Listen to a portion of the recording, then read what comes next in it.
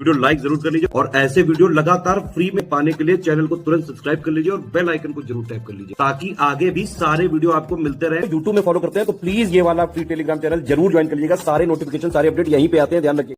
नमस्कार दोस्तों, हिस्ट्री के जो टॉप 1000 क्वेश्चन की प्रैक्टिस हम लोग कर रहे हैं। 550 क्वेश्चन कर चुके हैं, पूरी प्लेलिस्ट बनी, ये उसके आगे का लेक्चर है। तो आज अपना बिना देरी के नया लेक्चर शुरू करते हैं। तो पहला क्वेश्चन आज का, लाला लाजपत राय के बारे में विचार करना है, कौन सा कथन सही है। ठीक, वह दयानंद सरस्वती के साथ एंग्लो वैदिक स्कूल के सह संस्थापक थे। ही वॉज अ को फाउंडर ऑफ एंग्लो वैदिक school along with Dayanand Saraswati. ठीक, दूसरा, वह पंजाब नेशनल बैंक के संस्थापक थे। वह कभी भी भारतीय राष्ट्रीय कांग्रेस के अध्यक्ष नहीं थे। इनमें से कौन सा कथन गलत है, ये आपको बताना होगा। ठीक है, तो देखिए यहाँ पे गलत की बात करें तो पहला तो गलत है, क्योंकि वह सह संस्थापक नहीं थे भाई, दयानंद सरस्वती के साथ को फाउंडर। ठीक, हाँ, पंजाब नेशनल बैंक के संस्थापक थे, ये कथन सही है। वो कभी भी आईएनसी के अध्यक्ष नहीं रहे, ये भी गलत है, क्योंकि अगर आपको याद हो 1920 का जो कलकत्ता का विशेष अधिवेशन हुआ था ना, विशेष सत्र, उसमें अध्यक्ष रहे थे कलकत्ता में 1920 में। तो ये भी गलत पूछ रहा था, यानी पहला तीसरा जो है वो आपका गलत हो जाएगा। ठीक है, अगला मैडम भीकाजी कामा के बारे में बहुत ही इंपॉर्टेंट सवाल है। मैडम भीकाजी कामा, इनके बारे में कौन सा कथन सही है। उन्होंने पेरिस इंडिया सोसाइटी की स्थापना की थी। वह इंडियन होम रूल सोसाइटी की महासचिव के रूप में कार्य कर चुकी हैं। तो इनमें से कौन सा कथन सही है। यहाँ पे पहला स्टेटमेंट सही है, इंडियन होम रूल सोसाइटी के महासचिव के रूप में कार्य किया, ये गलत हो जाएगा, क्योंकि जो भारतीय राष्ट्रीय कांग्रेस थी ना, उसके ब्रिटिश समिति के अध्यक्ष थे दादा भाई नौरोजी, उनकी निजी सचिव थी ये, उनके रूप में कार्य कर रहा था दादा नौरोजी की निजी सचिव के रूप में। ये गलत है, पहला स्टेटमेंट सही हो जाएगा। अगला है, निम्नलिखित कथनों पर विचार करना है, कौन सा कथन गलत है। इनमें से आपको गलत बताना कौन सा है। ब्रिटिश सरकार 1857 के युद्ध के बाद शिक्षा विशेष रूप से बड़े पैमाने पर और तकनीकी शिक्षा के प्रसार को दबा रही थी। नरमपंथी का मानना था कि जनता को औपनिवेशिक सरकार के खिलाफ लड़ाई में शामिल होना पड़ेगा। Moderate believe that masses had to be involve in the battle against colonial government. नरमपंथियों को भरोसा था कि जनता आज़ादी जीतने के लिए आवश्यक अपार बलिदान करने में सक्षम है। Moderate were confident that masses were capable of making the immense sacrifice needed to win freedom. तो यहाँ पे देखिए, गलत की अगर हम लोग बात कर लें तो जो दूसरा तीसरा स्टेटमेंट है वो पूरी तरह से गलत है। पहला तो ठीक है कि ब्रिटिश गवर्नमेंट जो है सप्रेस कर रही थी अब spread of education, specially technical education, war के बाद, है ना। बाकी ये दो कथन तो पूरी तरह से गलत हो जाएंगे। ठीक है, तो स्टेटमेंट वाले सवालों को भी ध्यान से रखिए। अगर आपके कॉन्सेप्ट नहीं क्लियर है तो ये दिक्कत हो जाएगी, क्योंकि यहाँ मॉडरेट नहीं एक्सट्रीमिस्ट होने चाहिए। अगला प्रश्न कह रहा है, निम्नलिखित में से कौन भारत की स्वतंत्रता संग्राम के दौरान क्रांतिकारी आंदोलन की वैध आलोचना नहीं है।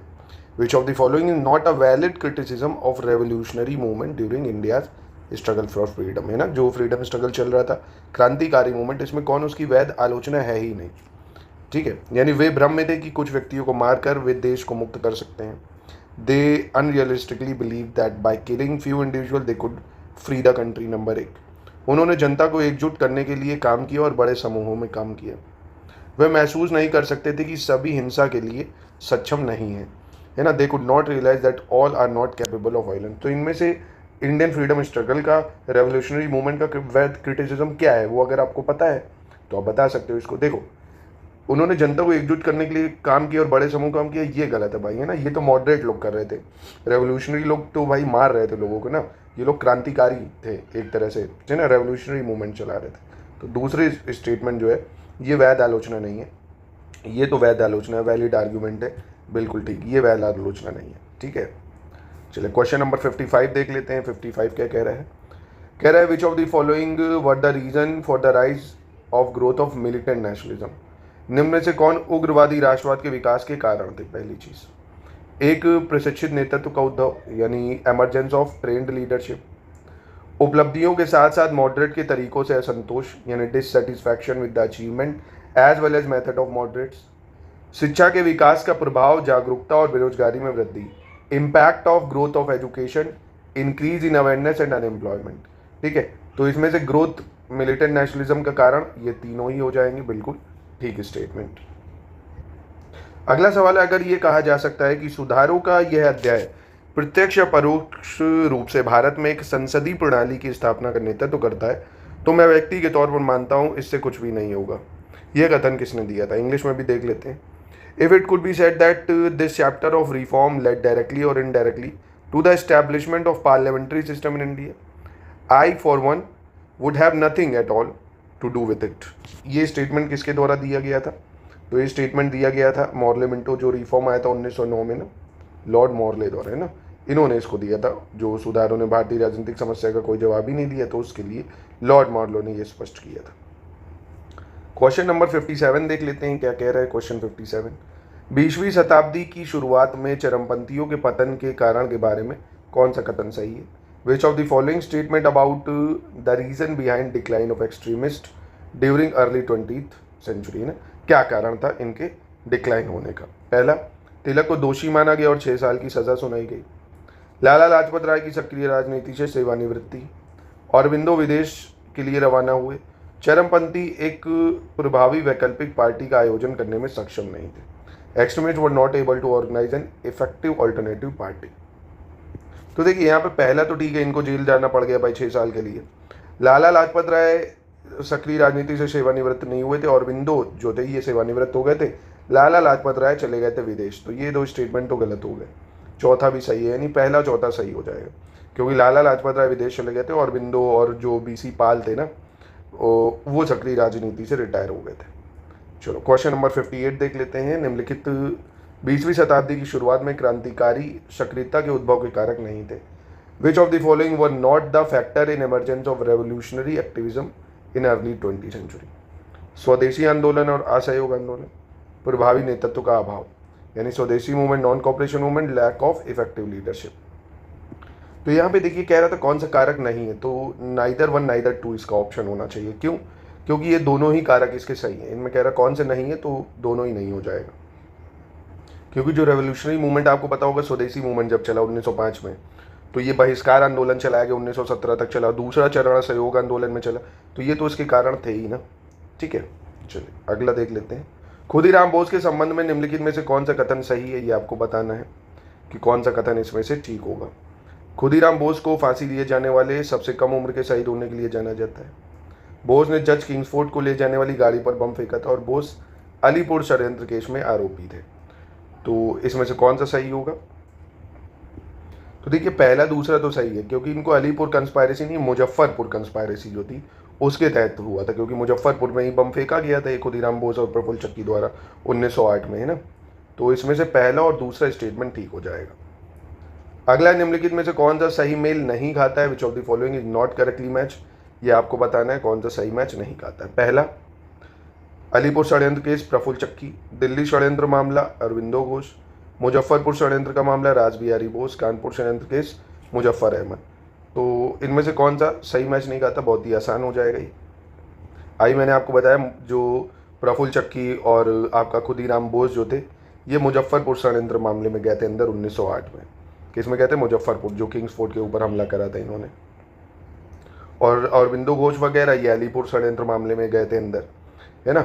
और दिल्ली षड्यंत्र केस की अगर बात करें तो दिल्ली षड्यंत्र मामले में कौन कौन आया था आपको पता होगा, जैसे रासबिहारी बोस, सचिन सान्याल, जो वॉयसराय हार्डिंग थे, उन पर हमला करा गया था नई दिल्ली में जब ये लोग प्रवेश कर रहे थे, तो ये उसके लिए आया था। यानी सिर्फ चौथा यहाँ पे स्टेटमेंट सही हो जाएगा, कानपुर षड्यंत्र केस 1924 वाला, ये सही होगा सिर्फ। ठीक है, यानी कौन सा सही मेल नहीं खाता है, तो आप बता सकते हो 1 2 3। अगला देख लेते हैं। भारत में क्रांतिकारी सक्रियता के संबंध में विचार करना है, कौन सा कथन सही होगा? Consider the following with regards to revolutionary activism in India. तो सब देखिए ये थोड़े कॉन्सेप्चुअल हैं, अगर आपके कॉन्सेप्ट क्लियर है तभी आप बता पाओगे। क्रांतिकारी गतिविधि स्वदेशी बंगाल आंदोलन की विरासत के रूप में उभरी। Revolutionary activity emerge as legacy of Swadeshi Bengal movement. एक पीढ़ी या उससे अधिक के लिए शिक्षित युवाओं पर इसका प्रभाव पड़ा। It had an impact on educated youth for generation और मोर। यह धर्मनिरपेक्षता और हिंदू मुस्लिम एकता स्पष्ट रूप से दिखाई दी थी। इसे बंगाल में व्यापक अंतर्जातीय सामाजिक आधार के साथ जोड़ा गया था। तो ये दोनों तो बहुत ही गलत हो जाएंगे। इसमें यहाँ नॉन कॉपरेशन जब चलेगा ना खिलाफत, तब ये जो हिंदू मुस्लिम जोड़ा जाएगा। यहाँ पे ऐसा कुछ नहीं था, क्योंकि जाति धर्म के आधार पे तो अलग ही हुआ था वो। यानी यहाँ पे पहला और दूसरा स्टेटमेंट जो है वो ठीक हो जाएगा। ठीक है, तीसरा चौथा गलत है। रामौसी विद्रोह के संदर्भ में विचार करना है, कौन सा कथन सही होगा यहाँ पे, ये बताना है आपको। इसने सशस्त्र विद्रोह को उकसाकर अंग्रेजों से देश को छुटकारा पाने का लक्ष्य रखा। It aim to rid the country of the British by instigating an armed revolt. इसने संचार लाइनों को बाधित किया है, डिस्टर्ब कम्युनिकेशन लाइन्स। यह विदेशी भूमि से दान के माध्यम से अपनी गतिविधियों के लिए धन जुटाने की उम्मीद करता है। It hope to raise fund for its activities through donation from foreign lands.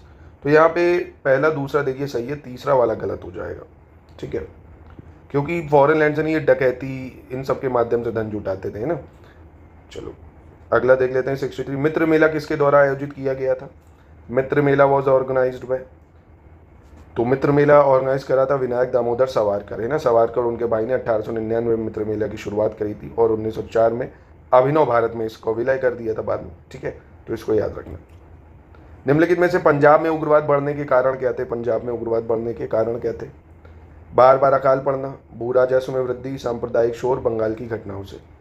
तो देखिए पहली चीज़ फ्रीक्वेंट फैमाइन, बार बार अकाल पड़ना, भू राजस्व में वृद्धि करना और बंगाल का इवेंट। कॉम्युनल वायलेंस इसका कारण नहीं था, यानी 1, 2, 4 हो जाएगा, ठीक है, क्योंकि तब कॉम्युनल वायलेंस का ऐसा कोई काम ही नहीं था।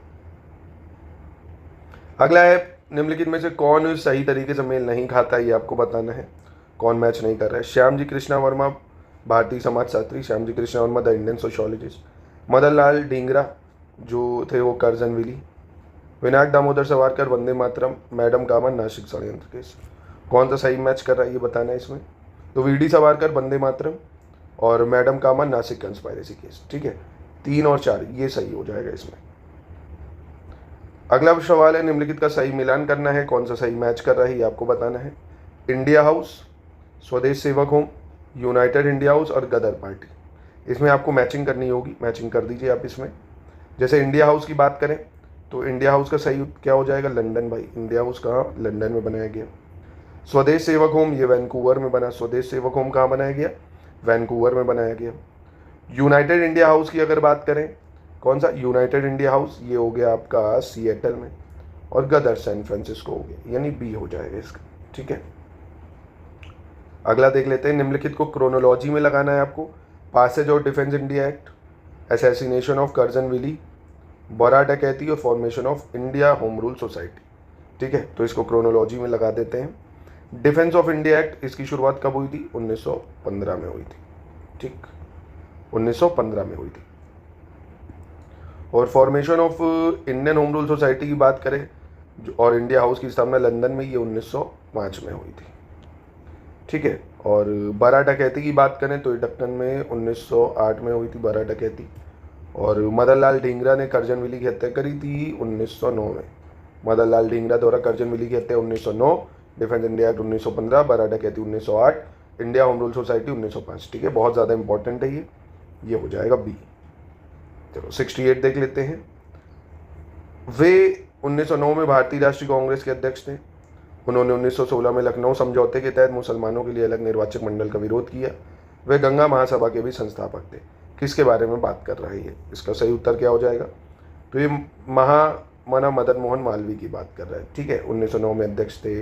पूना पैक्ट जो था उसको अपोज भी कर रहे थे, कौन? मदन मोहन मालवीय, ठीक है।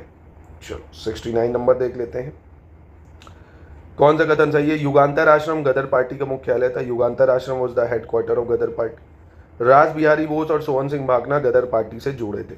कौन? रास बिहारी बोस और सोहन सिंह भागना। तो दोनों स्टेटमेंट इसके बिल्कुल ठीक हो जाएंगे, ठीक। अगला, प्रथम विश्व युद्ध में ब्रिटिश भागीदारी में राष्ट्रवादी प्रतिक्रिया के संदर्भ में निम्नलिखित कथनों पर विचार करें। Consider the following statement in the context of nationalist response to British participation in First World War. तो इसमें से सही उत्तर क्या हो जाएगा? युद्ध में केवल नरमपंथियों ने अंग्रेजों का साथ दिया था, only moderate supported the British. क्रांतिकारियों ने अंग्रेजों पर युद्ध लड़ने के अवसर का उपयोग करने की कोशिश की थी। खुदीराम बोस कोमगाता मारू में शामिल होने के कारण फांसी दी गई थी। तो ये तो खुदीराम बोस वाला तो देखो अभी मैंने आपको बताया कि कौन सा गलत होगा, तो एक तो ये गलत है भाई, थर्ड वाला, ठीक, पहचान लिया होगा आपने। और एक पहला वाला कि युद्ध में केवल नरमपंथियों ने साथ दिया, एक्सट्रीमिस्ट ने भी दिया था, यानी पहला तीसरा जो है गलत हो जाएगा, ठीक है। चलो आगे बढ़ते हैं, क्रोनोलॉजिकल ऑर्डर में लगाना है। लखनऊ संधि या लखनऊ पैक्ट, कोमगाता मारू घटना, जलियांवाला बाग और रॉलेट एक्ट। तो ये तो बेहद आसान होगा, ये मुझे लगता है आप सभी लगा ले जाएंगे। लखनऊ पैक्ट 1916 वाला और कोमगाता मारू इंसिडेंट जो 1914 में गदर पार्टी वाला हुआ था, जापान के रास्ते जो हांगकांग से वैंकूवर कनाडा यात्रा गई थी 376 यात्री। जलियांवाला बाग ये तो कोई नहीं बोल सकता, 13 अप्रैल 1919। रॉलेट एक्ट फरवरी 1919 में आया था, उसी को लेके भाई इकट्ठा भी कह रहे थे ये लोग हुए। तो इसका सही क्रोनोलॉजी आप बना सकते हो बी, ठीक है। चलो अगला देख लेते हैं। 1916 में कांग्रेस में चरमपंथियों की वापसी में निम्नलिखित में से कौन से कारक सहायक थे? Which among the following factor were helpful in the return of extremist in Congress, है ना, वापस से क्यों आ गए थे, क्या कारण थे इसके? पहला, एनी बेसन के प्रयास, तिलक द्वारा किया गया प्रयास, सूरत के विभाजन के बाद कांग्रेस में निष्क्रियता, इनएक्टिविटी इन कांग्रेस आफ्टर सूरत स्प्लिट। तो ये तीनों ही स्टेटमेंट बिल्कुल ठीक हो जाएंगे, ठीक है। चलिए अगला देख लेते हैं। तिलक की होम रूल लीग आंदोलन के बारे में कौन सा कथन सही है? तिलक की लीग ने स्वराज की मांग की लेकिन भाषाई राज्यों के गठन के खिलाफ थी। Tilak league demanded swaraj but was against formation of linguistic state. Tilak की लीग पश्चिम भारत तक ही सीमित थी, यानी जो थी वेस्टर्न इंडिया देख रही थी। गांधी जी तिलक होम रूल लीग आंदोलन में शामिल हुए थे। तो यहाँ पे कौन सा सही हो जाएगा? यहाँ पे देखिए सिर्फ दूसरा स्टेटमेंट जो है वो सही होगा कि तिलक की जो लीग थी वो पश्चिम भारत तक सीमित थी। देखिए एनी बेसन ने सितंबर 1916 में बनाई थी और तिलक ने जो है अप्रैल 1916 में बनाई। एनी बेसन की जो लीग थी, एनी बेसन की लीग की बहुत ब्रांचेस थी, 200 के आसपास थी, है ना। और जो इनकी थी, इनकी कम ब्रांचेस थी, ये वेस्टर्न एरिया में ज़्यादा फैली हुई थी, ठीक है। तो यहाँ पे सिर्फ आपका जो है दूसरा वाला ये सही है, ये गलत हो जाएगा। चलो अगला देख लेते हैं। निम्नलिखित में से तिलक और बेसन होम रूल लीग में अंतर क्या था? तिलक की होम रूल लीग और एनी बेसन की होम रूल लीग में क्या अंतर था? तिलक के आने से पहले बेसन की होम रूल लीग शुरू हो गई थी। तिलक का HRL बेसन की तुलना में अधिक था, यानी Tilak HRL Home Rule League was more organise and systematic than Besant. तो यहाँ पे कौन सा सही हो जाएगा? यहाँ पे देखिए दूसरा सही होगा। क्यों? अभी मैंने आपको बताया ना कि एनी बेसन की जो लीग थी, एनी बेसन की बनी थी सितंबर 1916 में, है ना, और तिलक की जो लीग थी वो अप्रैल में ही बन गई थी, अप्रैल 1916 में, है ना। तो ये तो स्टेटमेंट गलत हो गया। तिलक की ऑर्गेनाइज ज़्यादा थी क्योंकि कम ब्रांचेज थी इनकी, है ना। एनी बेसन ने क्या करा था, बहुत सारी ब्रांचेस खोल दी थी, 200 के आसपास, तो इसलिए ऑर्गेनाइज नहीं हो पाई थी। फिर है मोदीमन कमेटी वॉज फॉर्म्ड टू, मोदीमन समिति का गठन किया गया था। भैया क्यों करा गया था मोदीमन समिति का गठन? बंगाल के विभाजन के प्रभाव का अध्ययन करने के लिए। भारत सरकार अधिनियम 1935 के लिए प्रांतीय प्रशासन की प्रकृति की सिफारिश करना, यानी to recommend nature of provincial administration for Government of India Act. सांप्रदायिक पुरस्कारों के प्रभाव का अध्ययन करना और उपचारात्मक उपाय सुझाना, study the impact of communal award and suggest remedial measures. Bharat सरकार अधिनियम में दोषों का अध्ययन करना और उन्हें कम करना, to study and pin point defect in Government of India 1990। तो मोदीमन समिति, इसका सही उत्तर क्या हो जाएगा? भारत सरकार अधिनियम में दोषों का अध्ययन करना और उन्हें कम करना, to study and pin point defect in Government of India 1990, ठीक है। अब देखिए इसकी शुरुआत की अगर बात करें तो भारत सरकार द्वारा 1924 जो है उसकी शुरुआत में इसकी नियुक्ति करी गई थी और इसकी स्थापना 1921 के जो भारत अधिनियम के तहत गठित करा गया था, उसके कामकाज की, जो संविधान बन रहा है 1919 में, उसकी जांच करना ही था, है ना, कि क्या वो काम कर रहा है, किस तरह से काम कर रहा है, उसमें सुधार की क्या आवश्यकता है। और इसके जो अध्यक्ष थे अलेक्जेंडर मोदीमन थे, इसलिए इसका नाम ये था, ठीक है। तो ये आपका आज का लेक्चर यहीं पे समाप्त करेंगे, इसलिए मैं 25 क्वेश्चन ही करा रहा हूँ क्योंकि स्टेटमेंट वाइज है, कॉन्सेप्चुअल है, आपको समय लग रहा होगा, तो इसको आराम से करिए, लर्न करिए, क्योंकि हम लोगों को बैलेंस बना के चलना है, क्या, कॉन्सेप्चुअल के साथ साथ फैक्चुअल सवाल सब। तो 500 मैंने आपको फैक्चुअल कराए थे, अब ये 500 मैं आपको कॉन्सेप्चुअल कराऊंगा। पूरा रिवीजन आपका हिस्ट्री का हो जाएगा। इसके बाद अगर आप लोग कहेंगे तो एक बार जो PYQ इंपॉर्टेंट है उनका भी एनालिसिस, मतलब पूरा रिवीजन PYQ के आधार पे भी हम लोग कर लेंगे। बाकी स्टडी फॉर सिविल सर्विसेज को आप फॉलो करते रहिए लगातार अपने हर एक एग्ज़ाम को लिए।